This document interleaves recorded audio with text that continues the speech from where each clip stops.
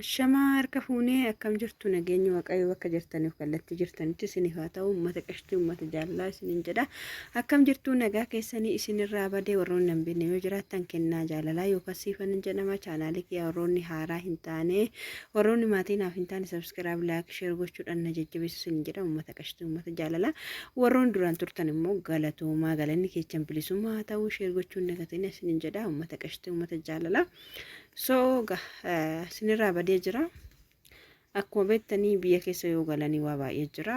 Itoophiyaatti ergan galee niitoorkiinis gisee tokko tokkoon hojjetu achumaanis immoo biziin ta'e waan baay'ee dhagaa faamilii bira deemta dalagaa daladdaa waan hedduudha. Isinin jedha akka biyya arabaa indalibbii intarneetiinis jiru waan ta'eef niitoorkii sababa kanaaf hin jedha. Alaakeer kanarraa kan hafe akkuma beekamtanii akkuma beekamu jechaadha. Dhugaa rabbii baay'ee tokko nama jireenyi ilma namaa baay'ee nama gaddisiisa. Ani waanumaan jedhuun wallaalee jechaadha. Qananii akkuma agartan obboleettii teenya lubbuun ishee erga darbe biyaansi ji'a lama naamina hin ta'a. Garuu yeroo san baay'ee tokko bakka jireenyi namaa bakka namaan galu jechaadha. Namatti ajjeese immoo ofii fooqirraan duute immoo tarii eenyutu akkas godhe kan jedhu dhugaan qananii awwaalamee bakka namni harka dhiigaa akka qulqulluutitti yeroo laalamuu keessa jira. Akkuma beektanii inni biraa kanaafu dhugaa nacee waggaa 5 dirasii osoo hin bahin waggaa 5 lakkoofsisee jira. Waggaa 5 san keessa namni oduu beeku maatiin oduu beeku firra osoo beeku zim jedhee callisa. Namni nama lubbuu ilma kiyya baasee hin wallaalu jedhee abbaa haceesoo beektanii akkasumas immoo abbaan qananiitis yaa dubbii qaqqabaadhaan dubbatee beezawee namni kana jechuus baatu ani akka kootitti dhugaa rabbii tokko baay'ee na gaddisiiste qananiin micayyoo qaxalee micayyoo jajjabaattu intala Oromoo qaxalee eenyummaa ishiitiif Oromummaa ishiitiin boontu akkasumas yeroo lubbuudhaan jirtu waan baay'ee nama daladdeedha. Dhugaa hedduu tokko nama gaddisiisti micayyoon akkasiituun akka bakka cafaqamtee akka bakka yeroo ammaa kana uleen eenyumaafuu hin tolu. Cafaqamtee argitanii jirtu ija keessa dhaamtee arraba keessa ani baay'ee tokko na gaddisiise. Andu'aalamii haadha manaatiyaa jedha. Haadha manaasaa argataate erga isa wajjin jiraatte gizee akkanatti cafaqamtu kana gizee akkanatti taphatan kan egaa isa hin taane eessaa abbaa manaa jechuun gaachana. Abbaa manaa jechuun waan hunda dajaniidha. Dajanii osoo hin jedhu waan hunda namni tokko yoo tuqe yookaan namumti tokko yoo tuqe maaliif xuxxan jedhee kan dubbachuu danda'udha. Akkasumas immoo wanti kamiyyuu badees toles abbaan manaa erga jiraate abbaan manaa san turraa dubbata jechaadha. Mincoota nama oduu namni tokko gadi ba'ee waa'ee ishee dubbate ta'e erga jaalallee ishee yookaan abbaa manaa ta'e maaf waa'ee ishee dubbattu jedhee dubbachuu qaba. Zim jedhee akkuma dhugaa rabbi gisee tokko dhugaa nama maqaa dha'uu hin barbaadu.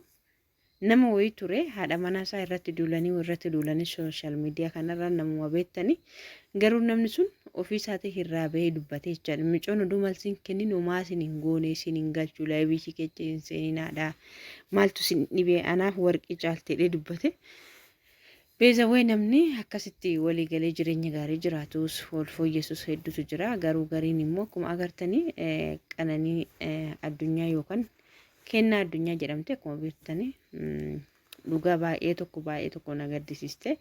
Maaliif lubbuun ilma namaa tokko akkanumatti ba'ee bilaashumatti dhiigni namaa orufattaa fuusun namni lubbuu baase dhugaan bahuu dhabuusun baay'ee tokko nama gaddisiisa. Namni kamiyyuu jechaadha innuma du'aa garuu akkaataan itti du'aanii fi akkaataan du'uun ishii du'a saree ta'ee akkasitti kabaja san hunda dhabdee mucayyoon tun akkuma agartan baay'ee mucayyoo cimtuudha. Mucayyoo nama baratee hojii qabuudha. Nama waan hundarratti hirmaatee of danda'ee jiraatudha. Nama konfidensii qabuudha. Garuu isa san gammachuu ishii san hunda yoo ilaalte nama gadda qabu fakkaattu. Guyyaa ishiin duute guyyaa gammachuu ishii guyyaa dhaloota ishii kabajattee waan hunda jette bariisaa fooqirraan dhaamteedhani. Ani namni a'ee ofii a'amtee tabasaa caatee hin beekamu dhugaa rabbi. Ilmi namaa fuula namaa beeka malee keessa namaatii fi garaa namaa namni waa yaadu hin beekani. Dhugaa rabbi as biratti ma ilaala as biratti kana birattu jechaadha. Baay'ee tokko nama gaddisiisa dhugaa beezawee garuu hundumaafuu maatii ishiitii fi firoottan ishii hiriyoottan ishii uummata Oromoof jajjabina hawwinaa fi ishiin immoo lubbuun ishii jannata naa ceessu lubbuun ishii haa boqattu biyya natti hin ulfaatin jenna. Garuu dhugaa rabbii namni lubbuu ishii baaste suni cinaachi keencisu yeroo baay'ee rifatta. Shaalla yeroo dhiyyootti gadi ba'uuf deema taraa hin beekamu. Akkuma dhugaan hacee dhokate dhugaan micoota naatiif dhokachuuf deema. Haceen waggaa 5 guutuu namni isaa ajjeeste intalti isaa ajjeeste Laamiroo Kamaal oduma beekamtu. Garuu Hacaaluu du'ee cinaachi tokkoon ciise ishii jirtuu shiisan jira du'aa Hacaaluu hin geechuu jechuudha. Maaliif sooshaal miidiyaa irra jirtu dhokattee jiraatti bakka tokko ifa oduu deemte biliqqi godhamte jechuudha. Namuu ishiin dhiisu dhugaan dhugaadha waan ta'eef. Garuu as biratti dhugaa rabbii osoo dhugaan micayyoo tanaa gadi ba'ee wanni tokko murtiin tokko irratti kenname baay'ee nama gammachiisa. Garuu erga lubbuun ishii ba'ee akkasitti daa'ima qaxalee daa'ima waggaa 25 umuriin ishii akkuma beektani akkasiin hin jedha. Dhugaa baay'ee tokko nama gaddisiisa. Jireenyi ilma namaa lubbuun ilma namaa waa takkayyuu bu'aa takkayyuu akka hin qabnetti cafaqanii kinoo akkanatti ukkaamsanii akkana godhaa jiru yeroo ammaa kana keessa. Kanaafuu ijoolleen ani akka kootitti ijoolleen naannoo Finfinnee jirtan of eeggadhaa karaa kamiyyuu. Micoon tun siyaasa keessa nama dubbatu muti nama siyaasati muti. Ana kan okkoo kanumatu na dhibe. Dhugaa rabbii akkamitti akka duute akkamitti akka neenyu akka ishee ajjeese dhugaan ishii maal hin baanedha. Baay'ee tokko nama gaddisiisa. Dhugaa rabbii sinin jedha. Baay'ee tokko mee suura ishee ilaala. Dhugaa rabbii suura ishee akkanatti baay'ee tumamtee badii ishii malee baay'ee tumamtee tarii hin beekamu gaa rabbitu beeka murtoon kan rabbiiti. Laayivii ishiin duraan dabarsite jechuutti hin beekamu. Laayivii ishiin duraan dabarsite tarii yookaan nama biraa wajjin jiraattee akkana ta'uu dandeechi. Hin beekamu waa tokko osoo waa malee muti viidiyoon ishuu guyyaa guyyaadhaan akkuma agartan gadi gallakkifamaa jira. Ganaa waan baay'ee gadi gallakkifamuuf taa'aa jedhan waan inni achi geessee nu agarsiisu.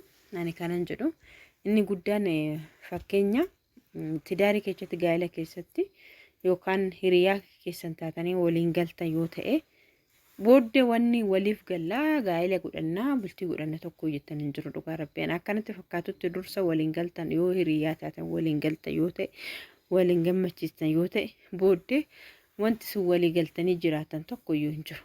Dhugaa rabbii namni baay'een amma gizee alaala jiru wal caqacannaa gizee wal bira jirre gammachuudhaan jiraannaa. Kuni soba maarami kuni dubbii sobaati. Namni tokko yoo gammachuu alaalan hin qabaanne booddee nan gammadaa booddee inni na gammachiisa sun waan akkasii no never. So kanaafuu namni tokko wajjin jiraachuuf jaalachuuf nama akka keetii ta'uu qaba. Si ajajamuu ta'uu qaba. Yaada kee dhaga'uu qaba. Bultii keessatti gaa'ela keessatti wanta si ajajamu ta'uu qaba. Kanaafi waan akkasitti sinin jedha uummata qeshtii uummata jaalala. So kanaafi ani akka kootitti akka ilma namaatitti waan akkasitti sinin jedha. Kanaafi akkas ta'uu hin qabdani. Namoonni baay'een kan akka micootanaaf fakkeesse amma micootana maaltu fedhe fuula ishee walalaan gammachuu qabdi fakkaatti. Bakka waan hunda dhuffattee booddee lubbuu ofii irraan geecha jechaadha. Ani gini nama akka kanaa taatee lubbuu ofii baasti jedhee guyyaa tokko tasumaa yaadee hin beeku. Gini gaa hin beekamu wanni ta'e suni waan akkasitti sinin jira. Dhugaa rabbii baay'ee tokko nama gaddisiisa. Beezawee gadda guddaadha. Rabbiin maatii ishiitiif uummata Oromoof jajjabina haa kennu. Dhugaa ishee rabbii haa baasu. Dhugaan ilma waaqaati. Dhugaan dhugaadha. Dhugaan ilma waaqaati akkuma jedhan. Dhugaan ni qallatti malee ni galtisi. Dhiiga micootanaa rabbiin lafatti hin gatini. Ani gariini namni baay'een yookaan abbuma manaati akkas godhee jedhu.